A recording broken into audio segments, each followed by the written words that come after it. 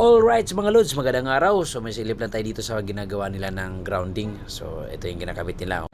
Yan pala yung sinusunod nila. May lalim itong na 8 feet. Tapos yung distansya is 1.8 meters. So ayan. Ayan, kinukuha na ng reading. So base sa reading nila, pass.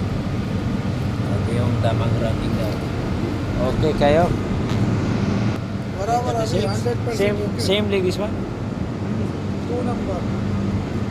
Okay. Only this one. Okay. Okay, hi to meet you. What's your name, bye? Ali. Yours? Karim. Karim. Karim, okay. Ito na nga yun guys. So, pumasa naman siya sa ministry. So, approve. So, okay, alright. Thank you for watching.